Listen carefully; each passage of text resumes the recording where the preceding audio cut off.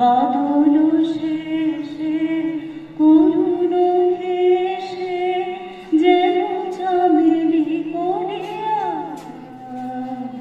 তোমার গীতে জাগালো স্মৃতি।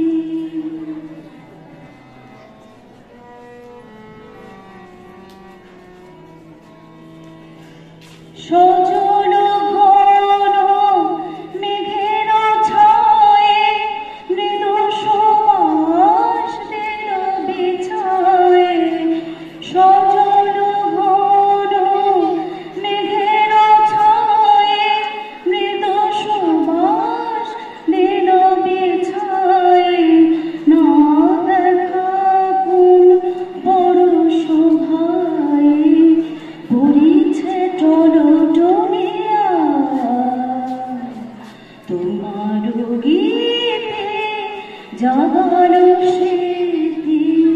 নয়ন ছলো ছড়িয়া বাদল শেষে করুণ হেসে যেন চামেলি করিয়া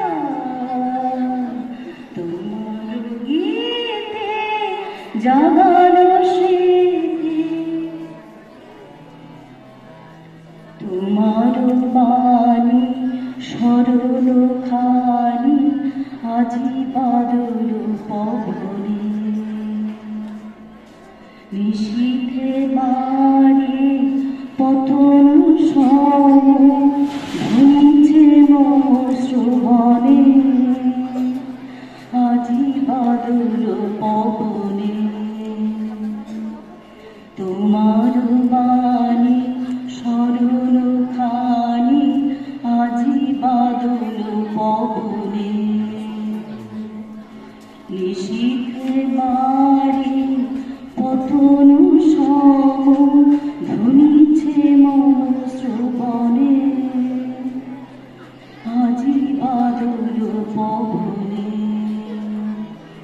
সে বাণী যেন গানিতে লেখা দিতেছে আঁকে সুরের রেখা। যে পথ দিয়ে তোমারই প্রিয়ে চরণ গেল চলিয়া তোমার গীতে জাগালো স্মৃতি। নয়ন ছলো ছড়িয়া বাদল শেষে করুণ হেসে যেন চামেলি করিয়া তোমার গীতে জাগালো স্মৃতি।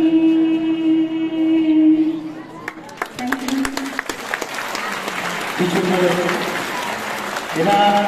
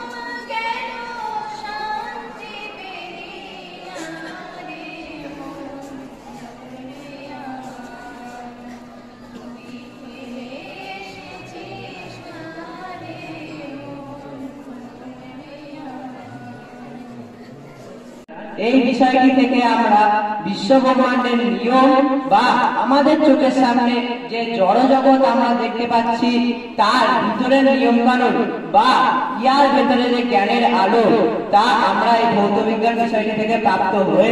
কিন্তু এই ভৌতবিজ্ঞানের যে জ্ঞানের আলোটা আছে সেটা সহজেই ছাত্রছাত্রীদের মধ্যে প্রবেশ করতে পারে না। কিন্তু স্যারের নিপুণ পরিচালনায় আমরা বংশ পরম্পরায় এই জ্ঞানের আলোয় কিছুটা হলেও আলোকিত হতে পেরেছি। বংশ পরম্পরায় বললাম কারণ আমি আর আমার বাবা দীপ্তেন্দু কুমার, আমি আমার পিতা নির্মল মুখার্জি ও মাতা পম্পা মুখার্জি আপনার জ্ঞানের আলোয় আলোকিত হয়েছি। তাই আমাদের পক্ষ থেকে আমার বন্ধু আয়ুষ মুখার্জি তার স্বরচিত কবিতা দিয়ে আপনার চরণে অঞ্জলি প্রদান করছে। পাঠ করছি আমার স্বরচিত কবিতা বিদায় বেলা। বিদায় বেলা এসেছিলে তুমি পড়নি এই শিক্ষা আয়োজনে, শেখাবো ভালো পড়াবো ভালো সকলকে পালিব প্রভূত যতনে। হয়েছে ধন্য এই বিদ্যালয়, শাসনের স্নেহে পেয়ে তোমার ভালোবাসা, কাটে জানা ভালোভাবে দিনগুলো এই মোদের আশা। শ্রদ্ধেয় তুমি, প্রণম্য তুমি, তোমারই জ্ঞানের আলোয় আলোকিত এ বিদ্যাভূমি, সঙ্গে নিয়ে তোমারই মতাদর্শ চলিতে পারি যেন আগামী শতবর্ষ। সমস্ত কর্মজীবন তুমি উজাড় করে দিয়েছ মোদের তরে, তাই তোমার বিদায় বেলায় মোদের হৃদয় জুড়ে অশ্রু ঝরে।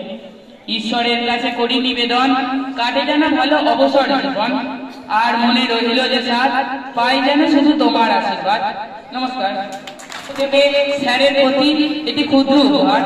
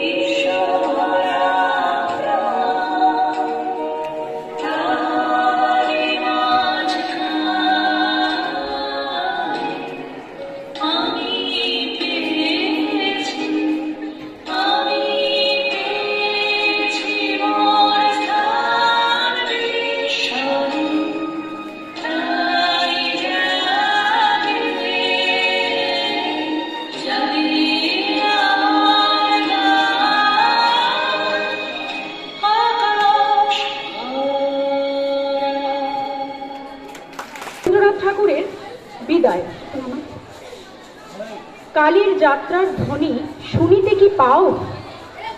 তারি রথ নিত্যই উধাও, জাগাইছে অন্তরিক্ষে হৃদয় স্পন্দন। চক্রপৃষ্ঠ আধারের বক্ষ ফাটা তারার ক্রন্দন। ওগো বন্ধু, সেই ধাবমান কাল জড়ায় ধরিল মোরে, ফেরি তার জাল। তুলে নিল দ্রুত রথে, দুঃসাহসী ভ্রমণের পথে, তোমা হতে বহু দূরে। মনে হয় অজস্র মৃত্যুরে পার হয়ে আসিলাম আজ নবপ্রভাতের শিখর চূড়ায়। রথের চঞ্চল বেগ হাওয়ায় উড়ায় আমার পুরানো নাম। ফিরিবার পথ নাহি, দূর হতে যদি দেখি চাহি, পারিবে না চিনিতে আমায়। হে বন্ধু, বিদায়। কোনদিন কর্মহীন পূর্ণ অবকাশে, বসন্ত বাতাসে, অতীতের তীর হতে যে রাত্রে বহিবে দীর্ঘশ্বাস, ঝরা বকুলের কান্না ব্যথিবে আকাশ। সেই ক্ষণে খুঁজে দেব কিছু মোর পিছে রহিল সে তোমার প্রাণের প্রান্তে। বিস্তৃত প্রদোষে হয়তো দিবে সে জ্যোতি, হয়তো ধরিবে কভু নাম হারা স্বপ্নের মূরতি। তবু সে তো স্বপ্ন নয়, সবচেয়ে সত্যি মোর সেই মৃত্যুঞ্জয়, সে আমার প্রেম। তারে আমি রাখিয়ে এলাম অপরিবর্তন অর্ঘ্য তোমার উদ্দেশ্যে। পরিবর্তনের স্রোতে আমি যাই ভেসে কালীর যাত্রায়। হে বন্ধু, বিদায়। তোমার হয়নি কোনো ক্ষতি, নৃত্যের মৃত্তিকা মোর, তাই দিয়ে অমৃত মূরতি যদি সৃষ্টি করে থাকো। তাহারই আরতি হোক তব সন্ধ্যাবেলা। পূজার যে খেলা ব্যাঘাত পাবে না মোর প্রত্যহের ম্লান স্পর্শ লেগে, তৃষ্ণার্ত আবেগ বেগে। ভ্রষ্ট নাহি তবে তার কোন ফুল নৈবেদ্যের থালে। তোমার মানস ভোজে সযত্নে সাজালে যে ভাবরসের পাত্র বাণীর তৃষায়, তার সাথে জীবন নিশায় জামর ধুলির ধন, জামর চক্ষের জলে ভিজে। আজও তুমি নিজে হয়তো বা করিবে রচন, মোর স্মৃতিটুকু দিয়ে স্বপ্নাবিষ্ট তোমার বচন। ভার তার না রহিবে দায়। হে বন্ধু, বিদায়। তোমার লাগি করিও না শোক, আমার রয়েছে কর্ম, আমার রয়েছে বিশ্বলোক। মোর পাত্র রিক্ত হয় নাই, শূন্যের করিব পূর্ণ এই ব্রত বহিব সদাই। উৎকণ্ঠ আমার লাগি, কেহ যদি প্রতীক্ষায় থাকে সেই ধন্য করিবে আমাকে। শুক্লপক্ষ হাতে আনি রজনীগন্ধার বৃন্তখানি, যে পারে সাজাতে অর্ঘ্য থালা কৃষ্ণপক্ষ রাতে। যে আমারে দেখিবারে পায় অসীম ক্ষমায়, ভালো মন্দ মিলায় সকলই এবার পূজায় তারই আপনারে দিতে চাই বলি। তোমারে যা দিয়েছি তার পেয়েছ নিঃশেষ অধিকার। হে খামর, তিলে তিলে দান, করুণ মুহূর্তগুলো গণ্ডুষ ভরিয়া করে পান। হৃদয় অঞ্জলি হতে মম, ওগো তুমি নিরুপম। হে ঐশ্বর্যবান, তোমারে যা দিয়েছিল সে তোমারই দান। গ্রহণ করেছ যত, ঋণী তত করেছ আমায়। হে বন্ধু,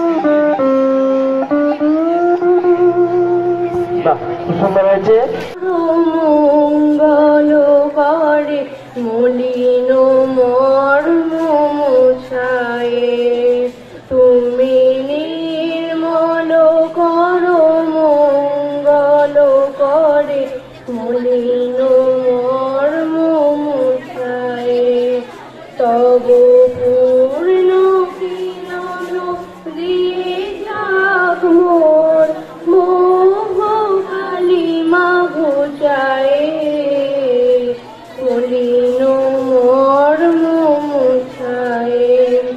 তুমি নির্মল কর মঙ্গল করে, মলিন মর্ম মুছায়ে। লোক শূন্য লক্ষ বাসনা ছুটিছে গভীর আধারে, শূন্য লক্ষ বাসনা ছুটিছে গভীর আধারে। জানি না কখন ডুবে যাবে কোন অকুল গরল পাথারে। প্রভু বিশ্ব বিপদ হন্তা, তুমি দাঁড়াও রুধিয়া পন্থা। তব শ্রীচরণ তলে নিয়ে এসো মোর মত বাসনা ঘুচায়ে, মলিন মর্ম মুছায়ে।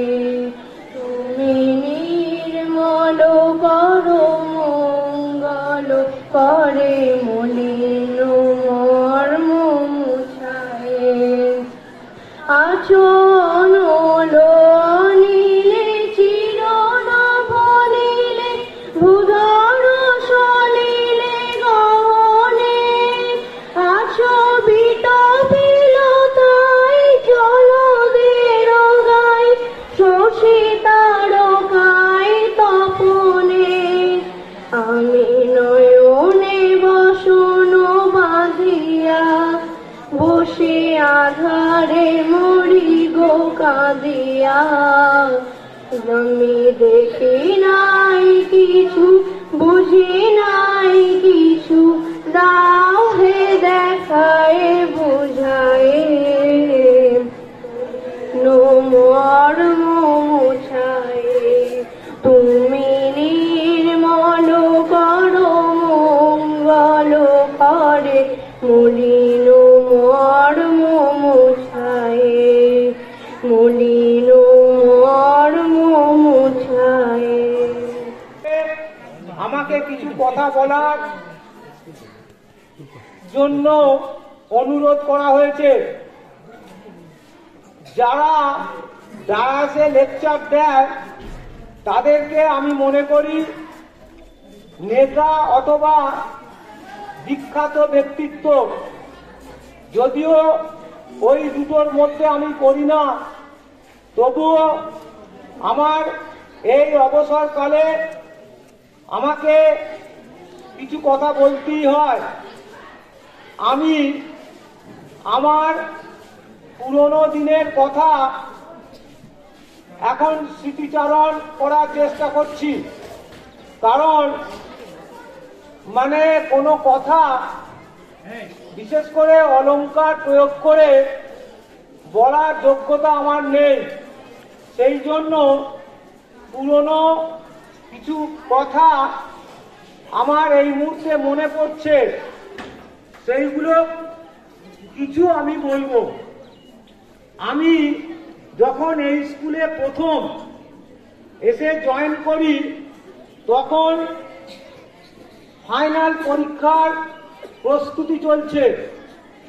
তখন কোনো ছেলে মেয়ে স্কুলে ছিল না, ক্লাস হচ্ছে না,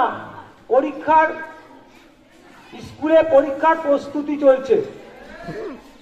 যখন ফাইনাল পরীক্ষা শুরু হলো তখন আমাকে একটা ঘরে ডিউটি ইনভিজিলেটরের জন্য পাঠানো হয়েছিল। আজ থেকে প্রায় 32-33 বছর আগের কথা। ক্লাসে অনেক ছেলে মেয়ে ফেল করতো, 2 বছর 3 বছর থাকতো, অনেকটা বড় বড় ছেলে মেয়ে ছিল। এমন একটা ঘরে আমাকে পাঠানো হয়েছিল, সেখানে কতগুলো 8-এর ছেলে, প্রায় 2 বছর 3 বছর ফেল করা ছেলে। আমাকে নতুন পেয়ে তারা নিজেদের মধ্যে তামাশা করতে শুরু করে। আমার ধৈর্য পরীক্ষা ওরা করতে থাকছিল, আমার যেটা মনে হচ্ছিল। এখন বেশ কিছুটা সময় কিন্তু আমি তাদেরকে সুযোগ দিয়েছিলাম, দেখি ওরা কত দূর তামাশা করতে পারে। কিছুক্ষণ পরে কিন্তু তারা থেমে গেল, আমি কিন্তু কোনো কথা বলিনি। আবার আধ ঘন্টা 45 মিনিট পরে আবার দু একটা ছেলে তামাশা করতে শুরু করলো। এইরকম ঘটনা ঘটতে থাকলো, কিন্তু আমি কিন্তু কোনো রকম কথা বলিনি, কারণ আমার সঙ্গে তাদের কোনো পরিচয় ছিল না। হঠাৎ এসে জয়েন করেছি, মানে আগে ক্লাস নিইনি। যখন পরীক্ষা শেষ হয়ে গেল, খাতা জমা দেওয়ার পর যে ছেলেগুলো একটু ওই রকম আচরণ করছিল, তারা হঠাৎ আমাকে বলল, স্যার আগামী বছর আবার দেখা হবে। আমি আমার হয়তো অজান্তি বলে ফেলেছিলাম, বলা উচিত নয়। ঠিক আছে, সামনে বছর আবার এই যে দেখা হবে। এই কথাটা কিন্তু ওই বোকা ছেলেগুলো ভালোই বুঝতে পেরেছিল। যদিও কথাটা বলি আমার বলা উচিত হয়নি, তবু তারা বুঝতে পেরে আমার পা ধরে অন্যায় স্বীকার করেছিল। আমরা যে আচরণটা করেছিলাম এটা ঠিক হয়নি। আমি এখন বর্তমান যা স্কুলের পরিস্থিতি, সেই রকম 3 বছর কি 2 বছর ফেল করা ছেলে মেয়ে এখন কোনো স্কুলে দেখতে পাওয়া যাবে না। তোমরা সকলেই ছোট। আমি তোমাদেরকে এই কথা বলে যেতে চাই যে আমাদের স্কুলে নতুন নতুন দিদিমণি মাস্টারমশাইরা আসবে, বর্তমানেও তারা রয়েছে। বিশেষ করে 9, 10, 11, 12 ছেলে মেয়েদের মধ্যে কিছু কিছু এখনো কিন্তু আচরণ আমি দেখতে পাই। আমরা বিশেষ করে আমরা শিক্ষক শিক্ষিকারা তোমাদের শত্রু নই, তোমরা আমাদের শত্রু নও। তোমরা, আমি আশা করব তোমরা আমাদের কাছ থেকে, মানে আমাদের শিক্ষক শিক্ষিকাদের কাছ থেকে ভালোবাসা নেবার চেষ্টা করবে, আশীর্বাদ নেবার চেষ্টা করবে। কারণ এই আশীর্বাদ অনেক কাজ করতে পারে, পরবর্তীকালে নিজের চরিত্র গঠন হতে পারে, লেখাপড়ার উন্নতি হতে পারে। দেখবে শিক্ষক শিক্ষিকাদের কাছ থেকে যদি তোমরা আশীর্বাদ নাও। এরপর আর একটা ঘটনার কথা বলি। আমি যখন অন্য স্কুল থেকে এই স্কুলে জয়েন করতে আসব, সেই স্কুল থেকে যখন আমি শেষ সই করে আসছি, ওই স্কুলের প্রধান শিক্ষক আমাকে সব কাগজপত্র দেওয়ার পর হেডমাস্টার মশাই বললেন যে তোমাকে যা কাগজপত্র দিলাম, পরবর্তীকালে মানে পেনশনের জন্য আর তোমাকে এই স্কুলে আসতে হবে না। 6 মাস আগে যখন আমার মোবাইলে মেসেজ এলো যে 31শে জানুয়ারি 2023-এ তোমার মানে রিটায়ারমেন্ট, তোমার কাগজপত্র, আপনার কাগজপত্র পেনশন অফিসে জমা দেন, তখন আমি আমাদের ভারপ্রাপ্ত প্রধান শিক্ষক সুমন বাবুর কাছ থেকে ফাইলটা নিয়ে বর্তমানে প্রধান করণিক সৌমিত্র ব্যানার্জির হাতে আমি তুলে দিই। সেই ফাইল বাড়িতে নিয়ে যাওয়ার পর পরের দিন আমাকে এসে বলল যে তোমাকে আরো কাগজপত্র আগের স্কুল থেকে আনতে হবে। তা আমি বললাম যে আমি তো যখন ওই স্কুলে চাকরিতে ঢুকেছিলাম, আমি ছিলাম সকল শিক্ষকদের মধ্যে জুনিয়র। আমার 32 বছর আগে আমি চলে এসেছি। আমার আর পরিচিত ওখানে কেউ নেই, সবাই রিটায়ার হয়ে গেছে। তা আমি এখন, আমাকে তো তুমি বিপদে ফেলে দিলে, কারণ আগে আমাকে বলেছিল, আগে তুমি বলোনি আর কোনো কাগজ লাগবে কি লাগবে না। যাই হোক, মা তারার কথা স্মরণ করে আমি একটা দিন ঠিক করলাম, আগের স্কুলে পৌঁছেও গেলাম। যে স্কুলে হেডমাস্টারের ঘর, মাস্টারমশাইয়ের ঘর, আমি গিয়ে উঁকি দিতি, দেখলাম ঘরটা ফাঁকা। পাশি স্টাফ রুম থেকে জোনা 5 বেরিয়ে এসে আমাকে বলল, টিচার আমার তো ভয় লেগে গেল, মনে হলো যেন আমি ডাকাত। তা আমি বললাম, দেখুন আমি হেডমাস্টার মশাইয়ের কাছে এসেছি, আমার একটু দরকার। কি দরকার? বলে, দেখুন আমি এখানে 32 বছর আগে চাকরি করেছি, আমার কিছু কাগজপত্রের জন্য এসেছি। বললো, কি নাম আপনার? আমার নাম বলাতি তারা বলল, ও আপনাকে তো আমরা জানি, আপনার নাম এখানে প্রচুর আলোচনা হয়েছে। আমরা আপনার সঞ্জীব বাবু, উত্তম ভগত, সৌমিত্র ব্যানার্জি চেনে, আরো কয়েকজন টিচার আপনার সব নাম করতো। আমি নাম করতো বলতে বলতে একটা বয়স্ক টিচার আমাকে এসে প্রণাম করে ফেললো। স্যার ভালো আছেন? কিরকম হলো? আমাকে প্রণাম করছে। স্যার আমাকে চিনতে পারলেন না? আমি তো উত্তম কুন্ডু, মানে তখন ক্লাস 7-এ পড়তো যখন আমি ওখান থেকে এসেছিলাম। আমি এই স্কুলের প্যারা টিচার হয়েছি। বলি, ও ঘরের ভেতরে চলে গেল। ঘরে এবার এদের সঙ্গে দু একটা কথা বলছি। কথা বলতে বলতে ও একটা কাগজে কি একটা লিখে নিয়ে আমাকে দেখিয়ে বলছে, স্যার দেখুন তো আপনার সইটা মিলছে কিনা। আমি সইটা, হ্যাঁ আমি যে সই করি সেই রকমই তো তুমি করেছো। বলে, দেখুন আমি যখন 7-এ পড়তাম আপনি তো সেই ছবি আঁকতে দিতে, সেই যেদিন আমি আসতাম না সেইটা আপনার সই নকল করে দিতাম। তাই নাকি? আমাদের এই স্কুলে এই সেকেন্ড সামিটি যখন হয়েছিল তখন কে একজন পরীক্ষার খাতায় আমাদেরকে কোন ছাত্র ওই রকম সই নকল করেছিল আমাদের কোন স্যারে, আমাদের পিঙ্কি ম্যাডাম সেটা ধরে ফেলেছিল। পিঙ্কি ম্যাডাম আমাকে দিয়ে বলছে, এ কিরকম জায়গায় এসে পৌঁছালাম, এখানে স্যারের সই নকল করছে। আমি বললাম, দেখো তুমি তো গার্লস স্কুল থেকে চাকরি করে এসেছো, এখানে ছেলেরাও আছে তো। দেখো আমি কিন্তু 32 বছর আগে একটা ছেলে সই নকল করেছিল, আমাকে বীরের মতো এসে দেখাচ্ছে, দেখুন আপনার সইটা মিলছে কিনা আগের মতো। তা সই নকল হয় বিশেষ করে ছেলেদের মধ্যে, মেয়েদের মধ্যে ওটা দেখা যায় না। তবে তোমাদেরকে আমি বলছি যে সই তোমরা কিন্তু নকল কেউ করবে না, এগুলো দু একটা ক্ষেত্রে হয়ে যায়। এরপর আমি হেডমাস্টার মশাই আসেনি দেখে আমি আবার আমাকে একটা ডেট দিল যে দিন আসবে, আপনি এসে কাগজপত্র নিয়ে যাবেন। আমি বাস স্ট্যান্ডে এসে বাসে চাপার পর বাসে আমাকে প্রায় 1.25 ঘন্টা বাসে আসতে হবে, এসে বর্ধমানে নামতে হবে। বাসে চাপার পর জায়গা পেয়েছি, বসে ঘুমোবার চেষ্টা করছি, ঘুম আমার আসছে না। অনেক রকম চেষ্টা করার পর ঘুম আসছে না, কারণ একটা কথা আমার মনের মধ্যে আসছে। ওই যে বললো আপনার কথা অনেক আলোচনা হতো এখানে, তাহলে কি আলোচনা হতো এইটাই আমার মনের মধ্যে হয়েছে।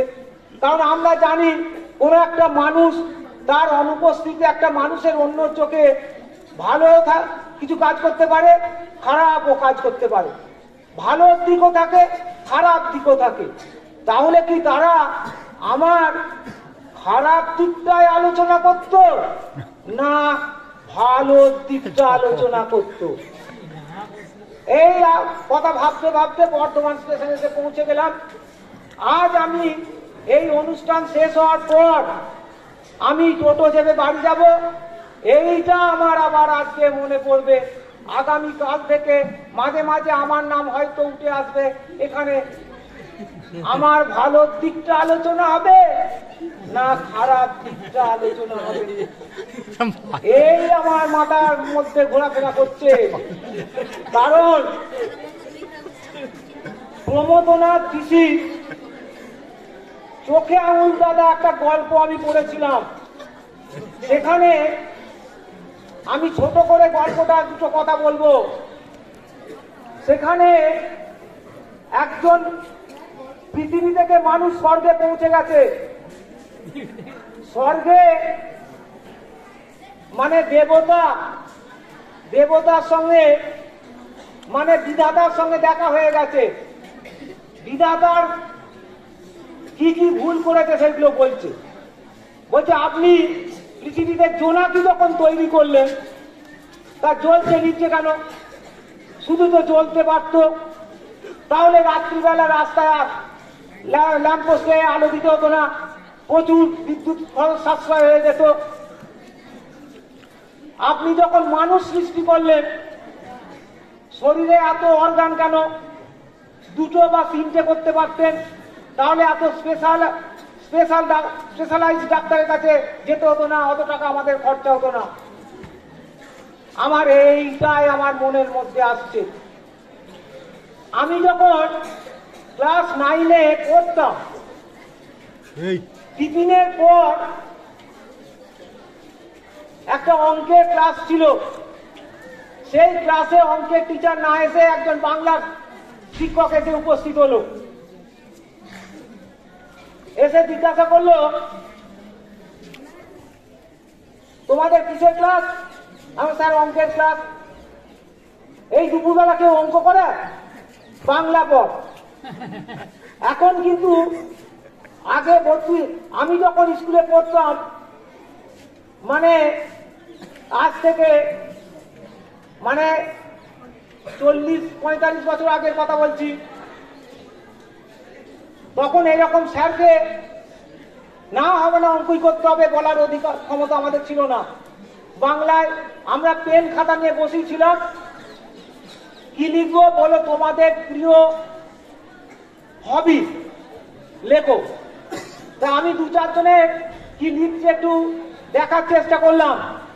দেখি কেউ ক্রিকেট লিখছে, কেউ ফুটবল লিখছে, কেউ ভলি লিখছে। আমি এদের দেখতে দেখতে আমার ঠিক মন ভরছে না।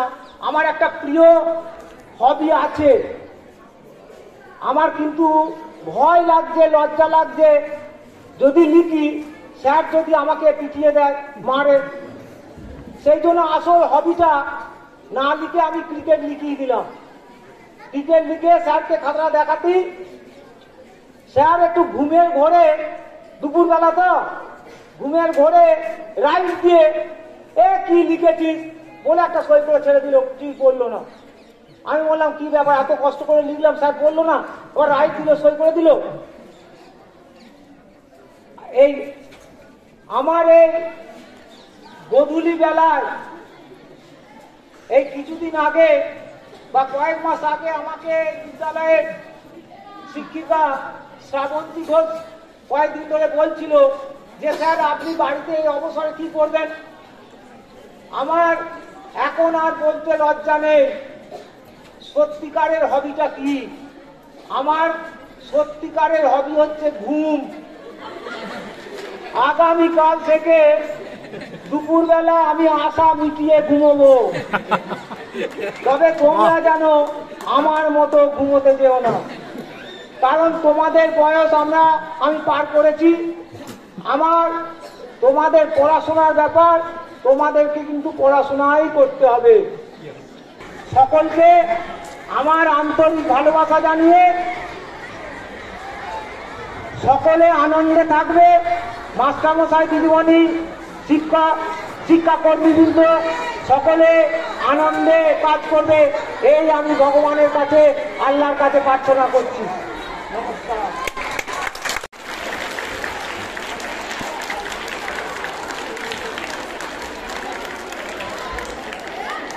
এবারে শিক্ষক মহাশয় নিমাই চন্দ্র মিত্র মহাশয়কে শীতবস্ত্র প্রদান করবেন বিদ্যালয়ের শিক্ষিকা বনশ্রী চক্রবর্তী মহাশয়।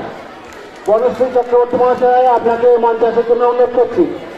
বনশ্রী চক্রবর্তী মহাশয়।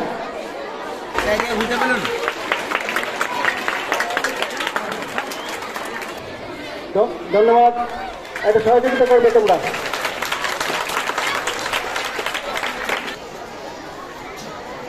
এরপর স্যারকে ঘড়ি প্রদান করবেন, সময়টা। তনিমা দত্ত মহাশয়, আপনি মঞ্চে আসুন, উৎসাহিত করবেন।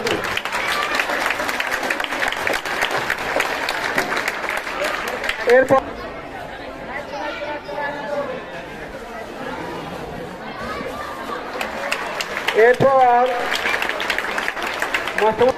সবাই হাত তুলে দেবেন।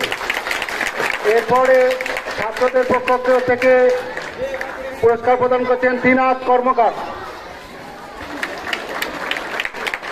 এরপরে আমাদের দুজন সহশিক্ষক বসন্ত কুমার পান,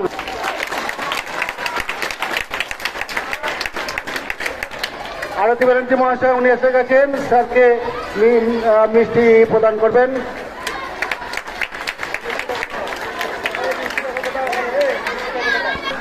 তাদেরকে মঞ্চে আসার জন্য অনুরোধ করছি, তাদেরকে মঞ্চে আসার জন্য অনুরোধ করছি।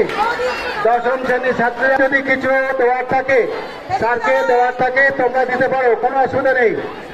এরপরে ছাত্রছাত্রীদের পক্ষ থেকে ইন্ডিভিজুয়ালি যদি কিছু দেওয়ার থাকে তোমরা দিতে পারো।